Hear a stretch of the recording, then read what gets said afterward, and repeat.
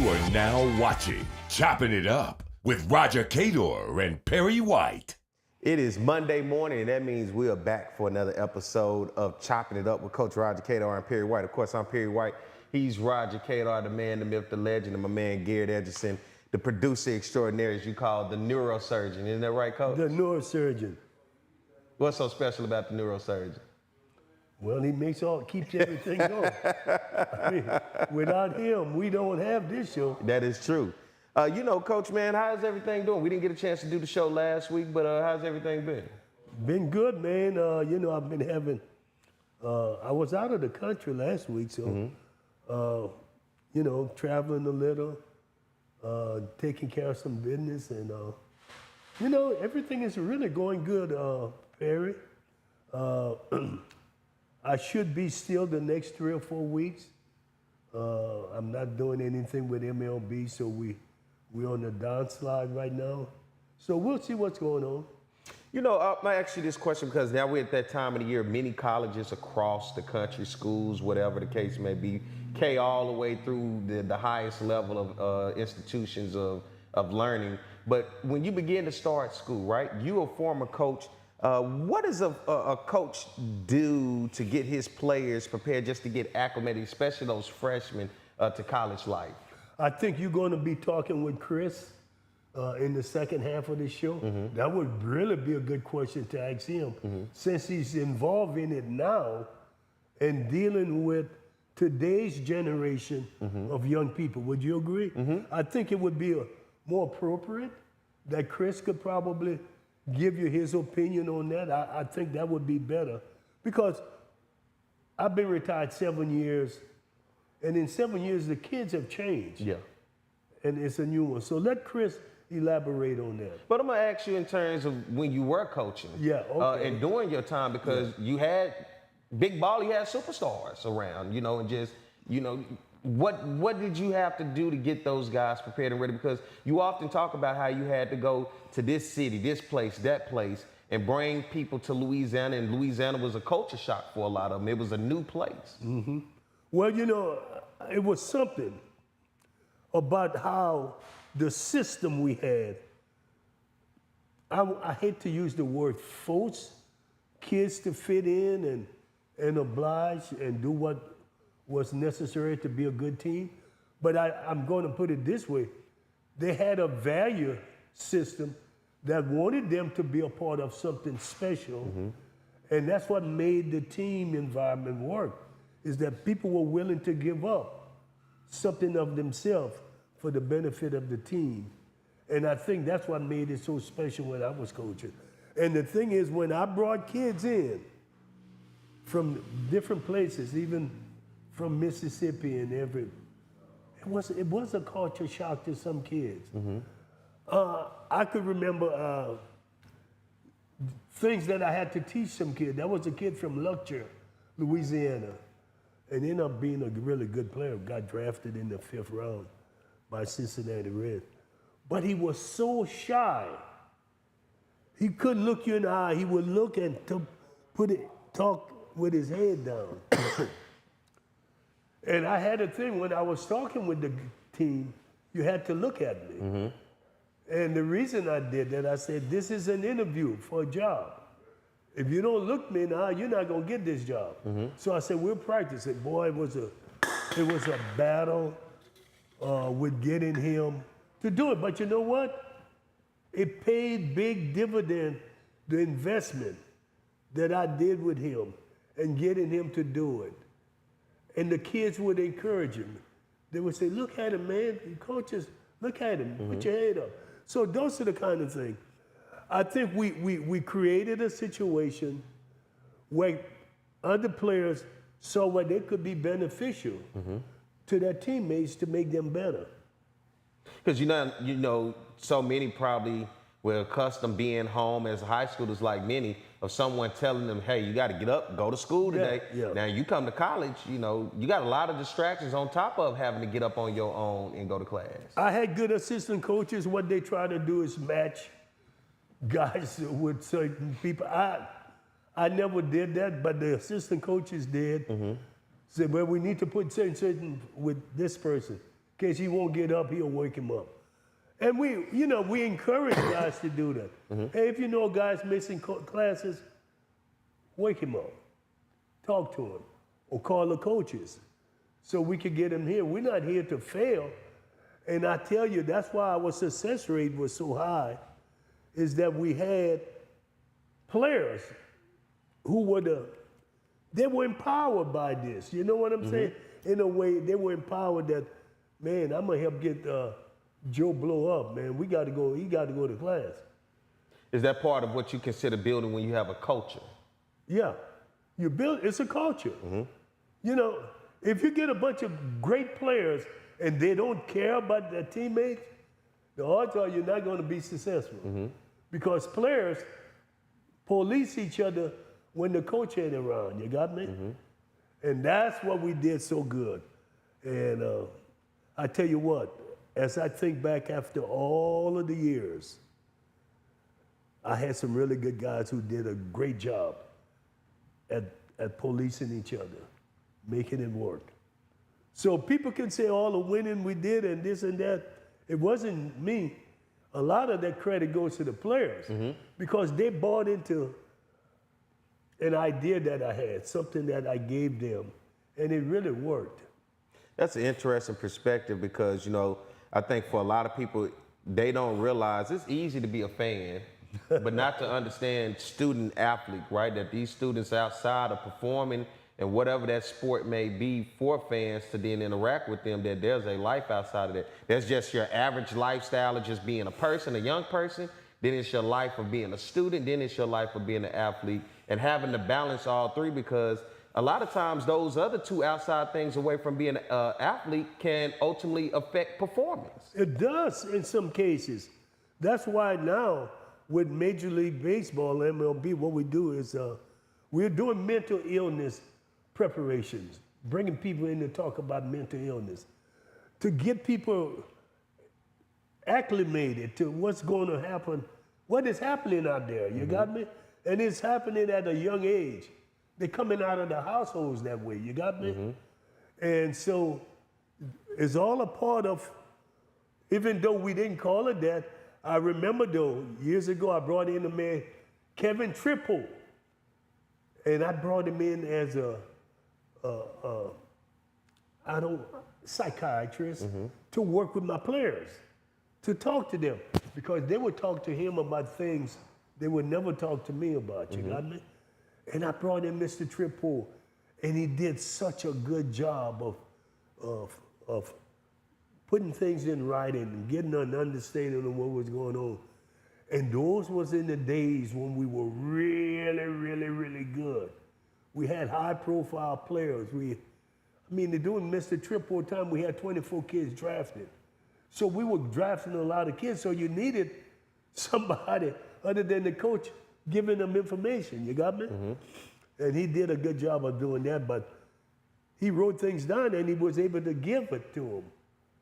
So they could see, hey, this is who I am. This is what I need to work on, you know. And that was so wonderful, man. I was so proud of that, that I found someone who was doing it at the college level, and I borrowed that idea and brought it to Southern for my players. You see what I'm saying? There are people who find out good things and they won't do nothing with it.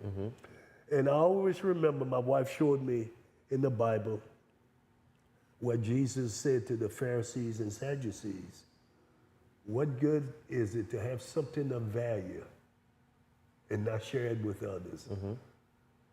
That always stuck with me. And when I found something I thought had value, I tried to share it with others. And I've benefited so much from it. Not financially, but as a person. You got me as a person, the inside feeling. It's a feel-good kind of stuff, you got me? Because I had something I thought was valuable, and I brought it and shared with some other people. And that's what we did. You know, that's a good perspective to understand that taking the time to really understanding the student athlete. Because I think you said during your days, the type of coach that when you came to Southern, right, it was just, hey, shut up and play ball. I don't care really what you got going on outside of this. For so long, that has occurred when we started to talk about athletics as a whole, whether it's from pee-wee all the way up to professional, where it's just like, shut up, play ball, I don't care. You leave that outside the door. When you in here, this is what we're doing.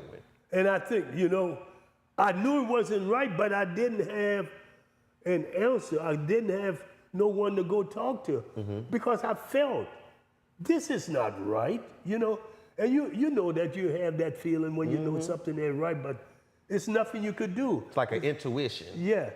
And there was nothing we could do about it because there was no one to go talk to. So we fought it, dealt with it. That lingered with me for so many years. And finally, I got a chance to become a coach. And I did something about it. I made some things available to my players that they didn't have to deal with what I dealt with, And the thing is, the people back in our days say, you got to be tough. That's what I was going to ask you about that. Tough compared to where you see now. They say, the overall consensus, what you see a lot of people say, these kids aren't built the same. Is that either a good or bad thing? Or it don't have to be either, but it's just, you could tell the difference in a generation where, it was instilled in you, no matter how tough it was, you just pushed through. Nobody's gonna really have no compassion for you. The world is not gonna care. You just gotta get it done. And now it's kind of seemed like it's all about the compassion now. Perry, only you could have asked the question the way you did it. Because, but it is. I'm not gonna say the kids aren't tough. I had tough kids. When I say tough kid, they could endure. I don't think you can push this generation of kid the way we did. You got to work them hard, but you got to find how to do it. Yeah. You just can't go and bam, bam, bam, bam. You got to find a way to ease it on them, the hard work. You got me? Or they'll quit. Yeah. They'll break down, Literally, when I was in school and when I first started coaching, kids did not want to quit and go home. They would be considered a failure. Yeah. And that's what they didn't want to do for their family. But today's home, they have very nice home. They can go back and lay in that nice bed. Yeah. The air conditioner blowing. That AC works wonders, doesn't it? Oh, my goodness, yeah. And hot the way it's been, that AC really, it's going to win out, That is an interesting conversation when you start to look at generations. And I think even more so, you look at that same idea with the transfer portal. Oh, yeah. Sitting behind a guy and knowing that if a guy is better than you, you sit behind, you developed, you got better, you learned, instead of just wanting to play now. And now guys don't want to sit and develop and wait and learn. They just want to go wherever they can get their opportunity at that exact moment. It's a part of that travel ball experience that have creeped up into college. And I bet they're doing transfer portal in high schools in certain places. They're leaving one high school going to another. You got me? But it's part of that generation. It's a cancerous generation, that travel ball, where the coach make a bunch of money off of the kids and get just enough kids, whether they're good enough, you're going to play. You're going to play. You got me? And the parents are gullible enough to believe that the coach says, oh, your son is good, and he's going to go to college and play. So what happened when he gets there, he's not good enough. You got me? And it's a sad thing to see parents, man. I saw some parents from Des Moines, Iowa, in Florida, in Vero Beach, Florida, when I was down there at the Hank Aaron invitation. They said they don't mind. They live in Boca Raton, Boca Raton. And they actually to evaluate, they showed me some footage of their son, and I said, look like he's got a good thing. They wanted me to give him an evaluation. And they had a guy teaching them hitting. And I didn't thought the guy, I said, your son, sir, should be the bat should be coming through the zone with. When you're trying to hit a ball, you got to throw that bat through the zone. And he said, you know what? I really don't care if he teach him on. I'm going to still pay him because I just want him working with him, the name. I couldn't believe it. Mm-hmm. He didn't care if the man was helping his son. He just wanted the name working with his son. Mm. So I guess he can brag to his friends. Yeah.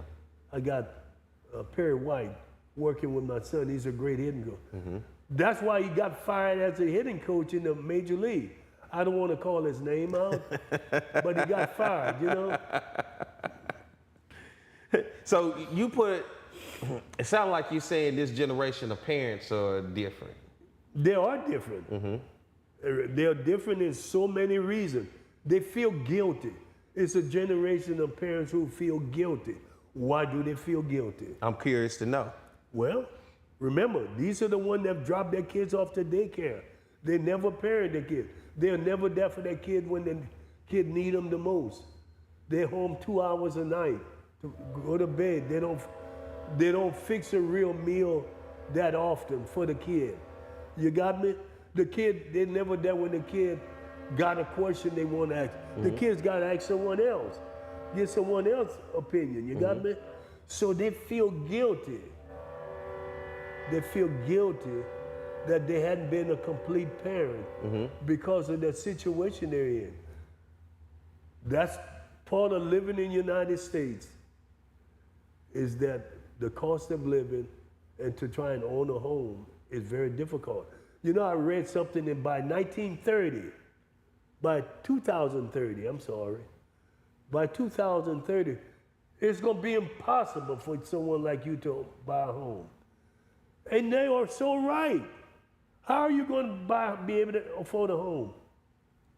You said somebody in terms of what? Young person, black? No, it's young people. Okay. It ain't got nothing to do with color. Okay. It's going to be more white people than black if you ask me, because it costs. Right now, $400,000 by the average home in most decent areas. Yeah. You got me? Would you agree? Yeah. Just think about we're in 26 more years. It's just unreal. And when I heard it, I started thinking, I said, that makes sense. You know, my son is not going to be able to afford a home. I'm going to have to leave him my home. Yeah. He's not going to be able to afford a home. Where and the amount of money you got to put down, Perry, if you got to put down 20% on a $500,000 home, what 20% is? Well, you know, I look at it as the same, you know, that for us as African Americans, for white America, that has always been an opportunity of home ownership and passing the home down, and all you have to do is basically renovate the home. Right. Everything for the home is already, and so what you're saying, leaving something to your son, that has been a generational thing for white America, to be able to leave something for the son and the daughter and the grandkids, in which they didn't have to necessarily go start from scratch. Yeah. They just had to keep it up. The land was there, the house is there, renovated, leaving cars, leaving trust funds, whatever the case may be, inheritance, you know. And that's the hardest part about being African Americans, because at some point, just like we use HBCUs, we use, like, in my family, I look at the foundation, right? My great-great-grandfather worked irrigating fields, right? He was good at math, knowing how to irrigate, where it needs to go, where, all of those things. Didn't go to college. Then I look at my grandmother. My grandmother went to trade school. She ended up being a nurse, working in healthcare for a long time. But everybody seemed to put that brick in place. Then my mother was the one that went to college. Right. And then here I am, and then I go to college, and then now my son. So it's the platform that we're building, that we're just now late to the party, but nonetheless, we making it to the party. But we're putting in those stepping stones in order for now my son and my daughter, it should be nothing less than understanding what's expected of you, compared to having to get it all the way from square zero at the bottom. You know what I mean? Oh, it's difficult, but that I want to go back to 2030. That is in place. It's going to be difficult, even with people with money. This is why white kids are living at home with their parents too. They can't afford a home. You got me? You know, it's more white people in the United States than black. You know, it's what, 60 million? I don't know the number, you know. 80 million. I mean, you know, Don't get me lying to these people on camera, but I do understand what you're saying, though. yeah, it's going to affect everybody. Let me Yeah. put it that way. Everybody's going to be affected by that. Do you think, along with inflation, that we have a generation of people living beyond their means? Ooh. Ooh. Or they live beyond and beyond and beyond their means. Because it's important to follow the Joneses. Chase them, you got me? Yeah. You know, it's important though. I mean, yeah, a lot of people living beyond their means. You know what's interesting with that? My mom and my grandmother was saying as they was growing up, small town for my grandmother in Lake Village, Arkansas, southeast portion of the state, right by the corner of Mississippi and just north of Louisiana. But my grandmother always said, you know, at home, they didn't realize what they didn't have because of what they did have. They appreciated. She said, I didn't realize until I went off into the world, you know, but she said, well, one thing I know we always had was a home cooked meal every night. And we had each other when it came to family. And you had clothes on your back. Now, all the extra stuff, you didn't know about it and you didn't realize that you wanted those things. But she said, we weren't poor, but at the same time, we didn't have a lot. We just had what we had and we didn't never realize. She said, now that I look back at it, we may have low-key been poor. But you, but you just appreciated what you had and you wasn't going out trying to live beyond what you didn't have to try to impress others. You was just happy to have what you did. I was poor, we were poor. And the thing is, I stayed within my means through it all. I remember when I first got married in 1980 and I was working and after I paid the bills every month, my wife and I and Jeremy, we went out to eat once a month. We only had that one extra, maybe $30, $40 after we got all of the necessity. And the gas for the month and the food for the month. We had one meal. We did that for 5, 6 years. We look forward to that one meal a month, going out and eat, you got me? But we live such a basic life, we didn't get caught up in saying what we didn't have. We knew we didn't have it. It was no joke about that. But we made it happen, you know? And you didn't spend if it was the little that you did have, you didn't go out and spend that just because you wanted to have something for people to see. Well, there was no way to spend it. We were dealing with cash. Yeah. So it wasn't, you couldn't go to the bank and get it. Huh? Yeah. I know, no. We would never worry about what people were going to say, you know. I often say, you know, I tell my son, I said, you know, I really feel bad that your mother's not with us anymore and things got a lot better for me and I can do a lot of more things, you know. I only wish she was here to enjoy with us. Yeah. You know. You got it more on the back end than the front end. The front end was the work. It was the process and the journey then to enjoy what they say, the fruits of your labor on the back end. Yeah, and she carried the load, carried a lot of the load, you know. See, wives got to carry a load, and I knew she was carrying a load. I mean, because, you know, women like things. They want nice things, you know. And she had to buy everything literally on sale. They were nice, though, but they were all on sale. Which might have been a good thing because we're getting better deals. Yeah, of course. Yeah. Yeah, you know, and that's the interesting conversation as it all comes around because society is changing around us, Coach.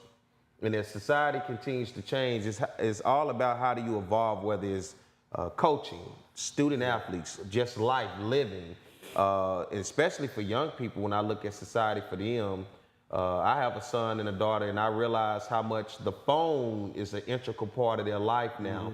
And for many, and I put it towards the idea of when COVID happened. when everything became a shut down, sit still, there was nothing really to do. I mean, you were at home. And the phone was the one thing you could utilize. And everybody communicated, kept in touch, everybody watched things. And I believe for me, that direct effect after COVID, it hypnotized kids to think that's what it is now. Because of that, it's hard to unplug them from that now. Well, the thing is addictive. That phone is addictive because they got any and everything on it that they can get to. I worry when I see some kids with the phone. What are they listening to? What are they seeing? Because they got some sick people out there who will put anything on there, and they don't care who sees it. You know what I'm saying? So that's the kind of stuff that concerns me about the phone. Yeah, and that's this new generation when you start to talk about just paying attention at school. Yeah. Staying on your P's and Q's, you know, and even for student athletes, that's that new generation of things that you have to deal with now. Yeah. I see where in New York they're banning the phones in the classroom. Yep, Louisiana. Or Louisiana too, which might not be a bad thing. You know, why you need the phone in the classroom? I agree, you know, some crazy things have happened at schools. And maybe, you know, with the shooting and stuff I'm talking about. And it's easy to Google answers. You know, these days, you know, I had a TI-83 calculator and you had to go to the library. You had to go through, find sources and go through all of it. Now you just hit Google. Math, history, science, whatever. Yeah, you don't have to work you're not working anymore. You know, so. And it's distracting. You ever talk to someone, they looking in their phone and it's like they hear you, but they don't hear you? You don't get the undivided attention. That undivided attention, that's what I was telling you. When I spoke to my teams, they had to look me in the eye. And guys, what they do, I had the greatest players when they would say, hey man, you gotta look to coach when he's talking. Look at him when he's talking. See, they were getting it. It was permeating with all of them. That what I was saying had some value, and you had to listen and get it, because it could mean life or death, or win or loss. Notice I put life or death before win or loss. Win or losses are what they are. They have very little value. Once the game is over with, it has a lot of value when you're trying to get to that end, because there's a beginning and an end in athletic events. It's what happened in between the ends, the end and the beginning, that really matters. You got me? You learn something, one way or the other, about yourself, about your opponent, about the world when you're competing. All right, let's get ready to take a break on that one, because I think that was the best way to end that one. Hey guys, you stay tuned. Go hit that subscribe button on our YouTube channel and hit that follow button on Roger Cador's page, and we'll be right back with more Chopping It Up with Coach Roger Cador and Perry White. Smart Baton Rouge business travelers travel out of Baton Rouge because BTR is so close and convenient. They're always one step ahead, rather than dead on their feet. So, isn't it about time you flew BTR? Baton Rouge Metro Airport. Some Baton Rouge business travelers travel out of Baton Rouge. Some don't. The ones that do know BTR is all about being closer, more convenient, with non-stops and short hops to anywhere their business takes them. They also know not flying BTR means more traffic, longer lines, and wasted time. Getting a letter from the IRS that you owe back taxes can be scary, but it doesn't have to be. Call Go Tax Resolution in Lafayette at 337-420-1040 today. We'll help stop garnishments, levies, and seizures immediately. With over 35 years of dealing directly with the IRS, our team of local professionals will help you pay the least amount possible. So if you owe back taxes to the IRS, you need help. Call the tax professionals at Go Tax Resolution in Lafayette at 337-420-1040. Your go-to tax relief. Congratulations, East Baton Rouge. You did it. You topped every big city in the country. You envisioned an ambitious multi-year reinvention of our park system. And we, as a community, embarked on a multi-year effort to reimagine our parks and facilities. And all that work didn't go unnoticed. You imagined, we delivered gold. Breck, your parks, our purpose. With over 60 years of combined experience, Kathy Sherburne and Anna Barnett bring a wealth of knowledge and excitement to the framing industry. Keeping strong to the Louisiana culture, Acadian Frame and Art has numerous local artists and sports team memorabilia for their customers to choose from. Whether you're creating a gallery-like setting in your office or simply looking for some fun art for your kids' playroom, Acadian Frame and Art is your one-stop picture framing spot. Call 225-927-6129 or go to www.acadianframe.com.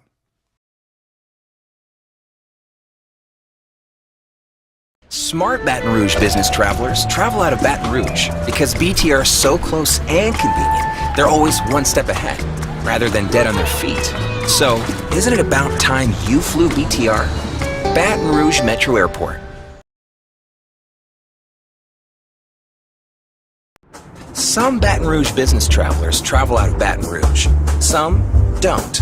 The ones that do know BTR is all about being closer, more convenient, with non-stops and short hops to anywhere their business takes them. They also know not flying BTR means more traffic, longer lines, and wasted time. So if it's about going from driveway to runway with a lot less highway, isn't it about time you flew BTR? Baton Rouge Metro Airport. It's about time. Getting a letter from the IRS that you owe back taxes can be scary, but it doesn't have to be. Call Go Tax Resolution in Lafayette at 337-420-1040 today. We'll help stop garnishments, levies, and seizures immediately. With over 35 years of dealing directly with the IRS, our team of local professionals will help you pay the least amount possible. So if you owe back taxes to the IRS, you need help. Call the tax professionals at Go Tax Resolution in Lafayette at 337-420-1040. Congratulations, East Baton Rouge. You did it. You topped every big city in the country. You envisioned an ambitious multi-year reinvention of our park system. And we, as a community, embarked on a multi-year effort to reimagine our parks and facilities. And all that work didn't go unnoticed. You imagined, we delivered gold. Breck, your parks, our purpose. With over 60 years of combined experience, Kathy Sherburne and Anna Barnett bring a wealth of knowledge and excitement to the framing industry. Keeping strong to the Louisiana culture, Acadian Frame and Art has numerous local artists and sports team memorabilia for their customers to choose from. Whether you're creating a gallery-like setting in your office or simply looking for some fun art for your kids' playroom, Acadian Frame and Art is your one-stop picture framing spot. Call 225-927-6129 or go to www.acadianframe.com. Get the memoir from the legendary baseball coach from Southern University, Roger Cador, Against All Odds. Roger refused to let his past dictate his future by rising to legendary college baseball status. An inspiring story of tenacity, faith, and hope. Against All Odds chronicles Coach Cador's determination to reach higher, to want more, and to dig deeper to find the courage to chase his dreams. Against All Odds. Get yours today by Cador and Cador Publishing. You are now watching Choppin' It Up with Roger Cador and Perry White.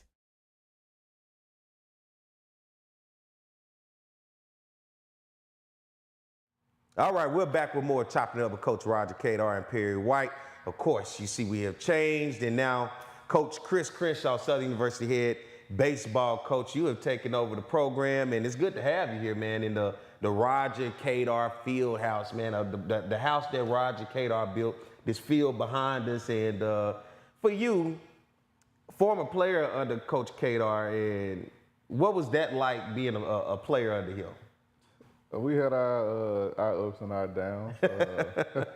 He was very interesting to me when I first got here. I had never had well, I wouldn't say I never had one, but I never played for one in college or since 12 before I played for a black coach again. And it was very different from what I had experienced. Great storyteller. The other coaches I had were kind of like rah-rah coaches. But he was a storyteller. He would tell stories to suck you in and get you ready for a practice or get you ready for the day or the next day, depending on when he told the story. You know, you look at, as I was talking to Coach, school is starting for young people across the country. And for you being a head coach, you know, getting your players, and you have freshmen and transfers, guys that are finding out particularly about this program and this institution at Southern University. What do you do to get those guys mentally prepared just for the student side of being an athlete? We have a couple meetings just to talk about what to look forward to, phone calls before they get here leading up, the importance of the education side, being at class on time, just being on time, period. And then we start talking about the weight room and being out on the field. But we give them I give mine the first week of class to get acclimated with campus and going to class and all of that. And then we introduce the weight room the second week, and then we introduce baseball the third week. So. What is it like when they finally tell you? I'm sure they come back and be like, Coach, there's some distractions around this campus, man. Like, how did you do it when you was in school? You know, like, Coach, like, I'm sure when you hear that and you start to have those conversations, that's when you got to kind of kick in and be like, hey, man, you got to stay focused. Yeah, I tell them you got to keep the main thing the main thing. But don't forget to enjoy your college life. But take time to do that. Don't jump out there the first week and fall behind.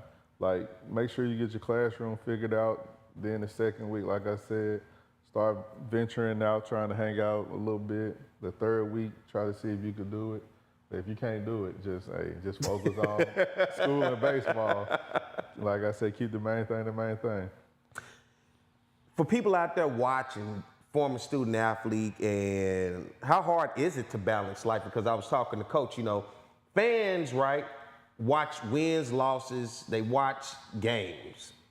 And they base how they feel about the player and the coaches off the games. They often don't take into account or consideration the life away from the game. The student aspect, knowing they got to study, got to go to class, you got, you know, all of these other parts about college, on top of just personal life. Could be something dealing with at home. They could have been the breadwinner at home and now they're here at school, or it's just family constantly calling you. And we all know when you're a student athlete and you go to college, somebody in the family think you're gonna be the one that's gonna make all the money and make everybody rich one day. And so they constantly on you and on you about, hey, you think, so the pressures are so much.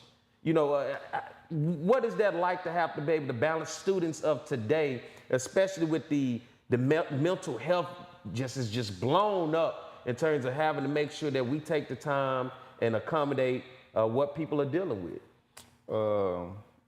Well, the balancing, the student athlete part, they just got to figure out what works for them. A lot of them had a lot of structure in high school, so those guys kind of have it structured, but some of them get that freedom and kind of forget what they've been doing for a while. So you have to bring them back in. The mental health is just having conversations with them, talking to them, seeing if they need to talk to somebody else. That's kind of what we do here. I talk to them. I try to talk to everybody at some point throughout the day, whether it's about school, life. I try not to talk to them so much about baseball because they're here to do that, and we gonna get the work in. So they're gonna get that part. But the other part of being off, and then dealing with the different teams you have. So my first year, in 2019 was my first year. There was an older team. They had been through the lowest of the lows, and then they went out on the highs of the highs. We won the regular season, we won the tournament. But dealing with that group, they were kind of more mature because they had been through so much. Then they had been through 1 year with Carrick already, and then he brought in some guys, and then I came in, and I was new to that team. So it was like a breath of fresh air. Then I was working with Carrick, somebody who I had in my Rolodex to call whenever I had issues. And then COVID hit, and that kind of threw everything for a loop. And then then in 21, I had a brand new team. that I had put together. And we won the championship that year, but that team we had a couple transfers. We had some guys that were freshmen that had been around for a while, but I had a bunch of seniors that year. So and I had a bunch of seniors and new guys. So I had a bunch of guys that was waiting on graduation, trying to pass classes, trying to make sure they did everything they needed to do to graduate, because that was the main thing. They really wasn't focused 100% on baseball, but when we got that done, we made that run in the tournament. We won the tournament. And then that next year, it was kind of the same team, minus the seniors that graduated. We made it to the championship again. The longest championship game in NCAA history. Didn't come out on top, but then I had a new team that whole new year. So it was teaching them about how to handle the off-campus life. Yeah. Trying to teach them how we get to the weight room, how we look, how we dress. Everything was new to all of them. And then the next year was kind of the same thing, teaching the same things over and over. And we back to it again, teaching stuff over and over with a bunch of freshmen. That's just that cycle of constantly having and that's the part of coaching, and that's as much as you focus on the student athlete, I gotta ask, because even as a coach, coaches deal with things, right? You got a whole team of guys with multiple personalities with their own issues and trying to develop them and deal with off the field issues. But coaches have their own life with issues and things and families and just whatever the case may be. What as a coach for you, and you can speak about many others in terms of conversation, how do you guys keep yourself sane in the midst of all of this? I try to separate work and personal life, but I try to make sure I take care of home, my kids and all of that first, and then I come here and they're my main priority from whenever I get here until I leave, and then after hours, phone is always open, but that time I'm spent calling other parents to recruit kids to keep that cycle going. Talking to other coaches, trying to see like how are they going about doing things, so I can see if I'm on the right track or what I'm doing here with my program. So yeah, it's a lot, but you just gotta learn how to manage each, and you gotta hope that the people in your personal life support you and can see your vision. Because it is a journey, and a lot of people may not understand or love the journey and the ups and downs of that journey, the places that it'll take you away from people that love you, that will want you around. They may not understand it in that moment. And I think that's what Coach Cador was getting at when he was saying, he wished his wife was around now, because he's basically has the fruits of his labor now on the back end. And so life is a lot different, but the journey, the struggle was in the early end while he was working, gone from home, wasn't around. And, now on the back end, here's everything that I ever wanted. Yeah. Everything is now laid out. And that seems to be the tough part. The other tough part is when it comes to coaching, that we often don't get a chance to talk to coaches. How hard is it to deal with the criticism of being a coach? It comes with the job. You gotta have a good understanding and a good belief in what you're trying to do. But you also have to take into consideration that the people that's criticizing you not with you every day. They don't go through the ins and outs that you go through with the student athletes every day, or your personal life, which to them the personal life really don't matter. They just want to see Southern University do well, and I understand that. I want Southern University to do well as well. So, but just the dealing with the kids today, it's a lot different than when I was coming up. We didn't have the instant gratification. We didn't have the 24/7 phone access. I didn't get my first cell phone until my junior year. What you had, a Nokia? You had a flip phone? Snake on it. The little gray Nokia, yeah. So I got that when my junior year, fall. But then again, a lot of people don't know this. I drove a minivan when I was here. I drove a minivan because I wanted my teammates to be around me all the time. Yeah. These kids today, they want to get the smallest car. They ain't worried about their teammates. And Coach talked about that when you're talking about a culture of when you're talking about having guys, hey, wake your teammate up if you know he's asleep. It's not about self, but it's about us. This is what they always say is no I in team. And, you look at this generation, and especially we was talking about the cell phones, man, how distracting the cell phone is. And, you know, how much attention. You could be talking to somebody and they looking in your phone, they acting like they hear you, then they put it down and say, what you say? And you just was like, I thought you heard. That is the tough part of trying, I guess, coach and teach this generation that seems to have short attention spans. Yeah, I got a rule implemented. You can't bring your cell phones out there to the field when we're going, because like in skill work, I got 45 minutes with you a day almost. And then we get in the team practice, I got like 2 hours a day. So I just want my time to be my time. You can get back to your cell phone when we get done. And if it's an emergency, I believe every parent has my number. They could call me if they can't get in touch with them to find out what's going on. But we try to leave cell phones in here or in the car, because I want them to spend time with each other in here as well. But as a team, we do a lot together. We lift weights together. We condition together, but the skill work is kind of split up because they in and out at different times. But when we get in the team practice, I try to make sure they all talk to each other. We have like one session where we go through and you shake your teammate hand, give them a hug, and move on to the next in practice. So we try to keep them together like that. Isn't it amazing how people can sit in a room and it could be a room full of people, but they not interacting with each other in person. They all interacting with each other virtually on the phone, social media, something like that. Text message, group text. Like, they'll be on the bus. They got a whole group text going on instead of turning around and talking to Nobody saying nothing. They just all texting each other. Everybody quiet. which is cool when you lose. It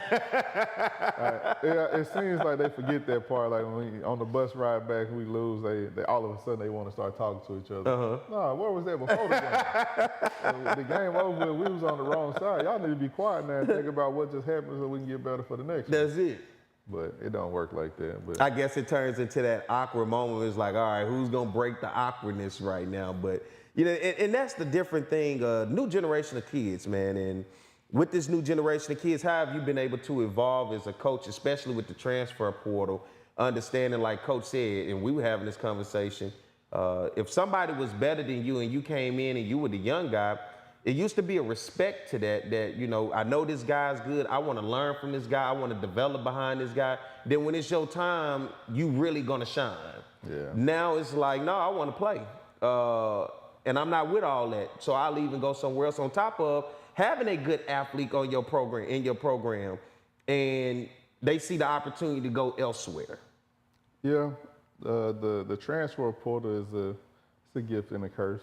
You can get lucky and strike gold, and also you can lose your gold. I've been on both sides so far, but the situation I was in with one kid, I disliked how the school that he went about the business, but for him it was a win-win situation. So it's a cutthroat situation when you look at the transfer portal. Yes. Well, it's not even so much the transfer portal. It's summer ball. It's them That's what going- Coach was talking about. It's them going to play somewhere, because you want your kids to get better, so when they come back to you, they're better than they left. So you want them to go out and play and get the work in, but it's also the guys that are not on the website that's a part of the staff that's working with the summer team, the college woodbat team, or summer that's in the kid ear that's with them every day. Like, hey man, you come here, it could work out for you. Yeah. Making some promises. So is it starting to find the loopholes in this thing? Is it just little loopholes that you're starting to see programs take advantage of? Some certain programs can do it. We're not one of those programs that can just go out there and be like, we can pay you. Fortunately, we haven't got to that level yet. I think it's coming. It's going to be a trickle down effect, especially with the new rules and regulations that's going to be put in place for next year.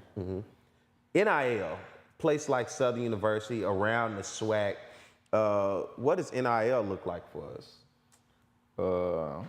Here at Southern? Yeah, let's talk about Southern and kind of what you've seen other schools around the conference too, with how they how they deal with players. So I think the Texas schools, Prairie View and Texas Southern, they might have some leeway with the NIL money because it's money in the state. They have, especially Prairie View, especially them being in the Texas A&M system, they have some people that can put up some money for guys that's playing well. Here it's kind of you kind of got to go get it yourself situation. And we don't have a collective like that established where people can go put in money in there and then the student athletes can reap the benefits of that. But I think I've had 2 or 3 get NIL deals, and they all got them on their own. I do have someone that kind of helps with the marketing of our players, and she gives them ideas of how to market themselves to get potential NIL deals. So that's kind of how I try to help my guys with that. But I'm not out there in the transfer portal recruiting guys with NIL money. And that's what I was going to ask, especially not only the transfer guys, but the younger guys, you know. And this is going to segue into my next thing, because looking at African-American baseball players, right, we don't see a lot in terms from America right there in the MLB compared to when I was growing up, and I'm sure when you was growing up. Who was your favorite baseball player growing up? Andre Dawson. Andre Dawson. I was Ken Griffey Jr., you know, and then I started going towards, I grew up with the Braves, and so like Brian Jordan, Andre Jones, you know, all of those guys, you know. But now that you look at the world around us, we see a disconnect more so than what you see with basketball and football, right? Baseball, and then even when you're watching like the Little League World Series, which is on right now, you don't see a lot of black kids that have made it. When you had the Jackie Robinson team from Chicago that made it, you actually had a guy from that team. But now when you're going out recruiting, how hard is it to find a good baseball player that's African American out there? I don't think it's so much hard to find the good African American kid, because he out there. You just got to be at the right place. And Major League Baseball is doing a good job with their develop program. I go to like 3-4 events that they put on a year to go find players. But the really good African American kid, he's either getting drafted or he's getting paid to go to a big school. Yeah. And it just seemed like the population of it, because I remember I played baseball growing up, and the city was filled with parks, and these parks were filled with teams, and these teams predominantly looked like us. You know, you had those certain leagues that were the white teams, right? But man, there was so many kids playing that was black. Then we had our all-star teams. These teams were loaded. These teams went to these regional games, and you know, it was just, now when I go through a lot of those, even back where I'm from, I'm in Pine Bluff, Arkansas. I go back, those fields of grass growing up, those leagues no longer exist. They're down to what used to be 7 leagues, maybe 1 league with everybody in it. The interest just isn't there. But at the same time, I do understand the price of the game for young people has gone up. A bat alone, $500. when I was coming up, we had the Boys and Girls Club. We had the PAL, the Police Academy League. So I played in that growing up. The Boys and Girls Club, we played everything. And then the Academy League was really good. That was, I think, every like neighborhood where I grew up at, we had a police academy team, and the police officers was in the neighborhood. They knew who we were. They knew our parents. So if we got in trouble, they knew what to do. They had, it wasn't like it is now where the police officers don't know each other, don't know the kids in the neighborhoods. Yeah. But that was year round. We played basketball, football, baseball, and then we had the community centers was always open. They was open from 9 to 9, and you can go get breakfast, lunch at the community center. If probably you playing table tennis, pool, all of that was available. The swimming pool was open. Now when I go back home and I go to where I grew up at to go to see my dad or my grandma, the community center is open from 12 to 5. The pool is open from 3 to like 6. Like where when I was growing, it was always open. The community center, like I said, was open. You could go get lunch at the community center if you was hungry. But now baseball's so high, it costs so much to be on the team, that all the teams are not in the inner city no more. So, does it make it harder now to go out and find a quality player for you guys, or you know, because like you said, the ones that are really good, they're getting drafted or they're gonna get snatched up NIL, probably these bigger schools. Where you used to have a bigger pool of it, and then even at certain positions like finding a black pitcher, You know, the back catcher. You know, those key positions, man. It just, where does the game seem to be going for you if you look 5-10 years ahead for us? Well, I think MLB is doing their part. Are we seeing the results we want right now? No, but I feel like it's on the way because the kids are getting better. They're getting better coaching. They're getting better training, and the develops thing is kind of like an all summer thing. So if you got 6 weeks in the summer, you got kids getting 6 weeks of training, development, playing games or whatever, they should get better going forward to the next year. And especially if you get it when it come in at 8th grade and he go through the program for 5 years. You talking about somebody that's a dude that's either got a chance to play high-level college baseball or a pro.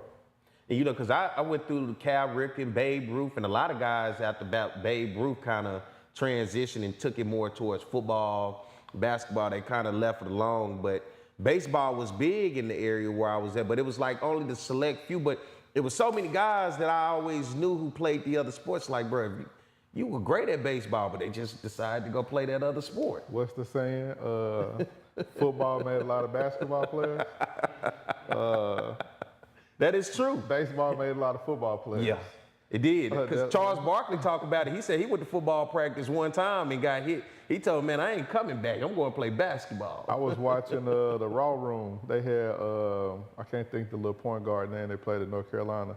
He said he went to praise and saw somebody else get hit. Yeah, he was like, you know what? Yeah, I'm going back to the gym. Ty Lawson. Ty Lawson, yeah. He said he watched one of his friends get hit. Shit, that was all he needed. And he went back to the gym. But that little white baseball, it could change your mind about a lot, especially if you got somebody up there that can throw it a little bit, don't know where it's going. Yeah. You get hit, you might take the hell with them cleats off and go back to the gym. Yeah. Baseball was my first love, man. I played it early on. It was the first organized sport that I played. And in those days, like you're talking about, those guys of the community, it was the fathers, man. It was different dads got together and had teams. And you're talking about how baseball can change you. I never forget, man, this guy, I say his name, James Pitts, man. I played outfield. Coach sent him out there. His mom brought him, wanted him to play. Coach hit a pop fly out there. James sat there. He was standing next to me. Coach said, let James catch the ball. He stood there with the glove. The ball went right past the glove and hit him in the face. Never saw James again on the baseball field. So it'll wake you up if you're not prepared, but baseball definitely is one of those games, man. You have to have your mind set right. And it's a lot of doing the same thing over and over. No, the countless ground balls, the countless just, you know, whatever the case may be. But do you see the price going down? Or does it seem like it's going to continue to increase? I think it's going to continue to increase like inflation. Man. I mean, my son plays soccer right now. Cleats, that's about it. Yeah. I mean, yeah, my youngest is into soccer now, T-ball. Fortunately, I'm in a position where I can help him out with some baseball. Oh, yeah. And my oldest, he played baseball as well. So, but I don't know how the average parent that's trying to figure it out for their kid, I don't know what they're gonna do in the next few years, other than hopefully they keep a job and they get a team that can set up payment plans. Because it's interesting. Scholarship a kid. I saw something on, you from the Memphis area, I saw something on the internet, Whitehaven High School, right? Their cheerleading squad. It's like $3,000 to be a cheerleader, and they have payments set up for like $500 and $600 a month for parents to pay for their kids to be on a cheerleading squad. And it caused some stir because it's like, man, that's a lot of money to be dishing out each and every month. Yeah, but you got to think about, are they going to tournaments? Are they doing? Yeah. Are they competing nationally, or are they just cheering the whole year at the high school? And I guess I say that because the same way in baseball, the ones who can afford it don't necessarily mean they the best ones. And it's the ones you got some that's really great that could be game changers, but the opportunity just not there because they can't afford it, you know? Yeah, and that come back to the people running the organization and what they could do for kids. And having some parents that can understand, because I don't know how I was able to play for some of the teams I played for growing up without the support from other people. You needed it. Relatives, selling plates, car washes, Raffle tickets. standing there Kroger's asking for donations. Oh, you had the bucket in your hand? Yeah. Yeah, I've been there. The AAU basketball and baseball and Little League football team. We did all kind of stuff that probably be frowned upon now. Selling candy. Yeah, box candy, the famous candy. Man, we did it all. But it's a different time. A lot of that stuff probably be frowned upon now if you had your team do stuff like that. Yeah. But you got to find ways to create revenue for your team. You got to do it. And what's the future for you here at Southern, man? How things looking for you as we get ready to close things out? I want to be here. I don't want to go nowhere else. I think I'm in a good spot.